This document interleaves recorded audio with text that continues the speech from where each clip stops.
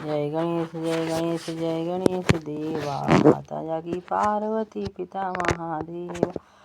एक दंत दयाबंधु चार भुजाधारी। मस्तक तिलक सोए मूस की सवारी। गणराज महाराज शरण में तेरी सुन लीजिए विनती मोरी। गंगणपते नमो पार्वती पते हर हर महादेव शंभु। आगे की कथा। दूत बोला, शिव जी बोलो प्रतिमा नहीं मिल सकती, अपने स्वामी से जाकर कह देना भविष्य में वो ऐसा साहस न करे। दूत बोला, प्रतिमा तो आपको देनी ही होगी, मेरे स्वामी का आदेश न मानने वाले की में किस में शक्ति है, अतएव भला इसी में कि प्रतिमा तुरंत दे दो।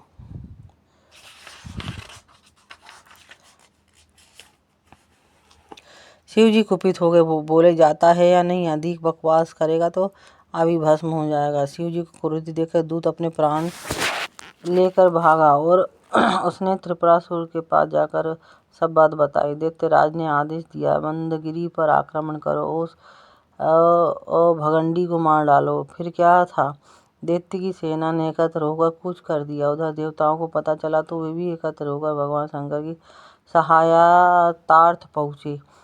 इसके बाद घोर संग्राम छिड़ गया। देव सेना का संरक्षण भगवान शंकर स्वयं कर रहे थे, परंतु दैत्यों का बल बहुत बड़ा हुआ था, इसलिए शिव जी की संरक्षणता प्राप्त होने पर भी देवगण उनके समक्ष न ठहर सके, वरन रणछेद छोड़कर इधर उधर भाग निकले। शिव जी द्वारा गणेश्वर की उपासना। त्रिपुरासुर अपनी विजय के घर में फूल गया। उसने सोचा कि लगे हाथ तो इस भगंडी की स्त्री को भी क्यों न हथिया लिया जाए। ऐसा विचार करके वो कैलाश की ओर बढ़ा।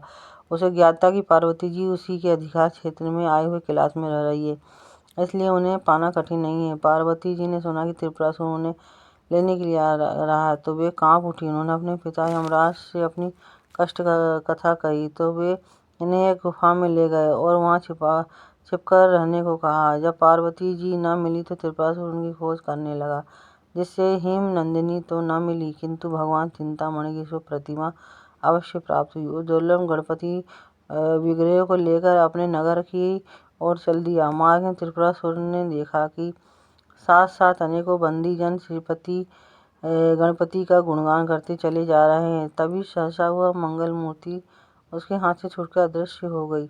मूर्ति के अंतर्ध्यान होते ही बंदी जन भी अदृश्य हो गए थे। त्रिपुरासुर को बड़ी निराशा हुई। पाई हुई अमूल्य मूर्ति हाथ से निकल गई। यह उसके लिए शुभ शकुन नहीं था। इससे नितांत खंत हुआ, अपने नगर में लौट आया। उधर भगवान शंकर भी असुर के अत्यंत प्रबल सिद्ध होने के कारण चिंतित थे। उनकी समझ में नहीं आ रहा था कि दुर्दांत दैत्य का दमन किस प्रकार किया जाए। वे इस चिंता में निमग्न ही थे कि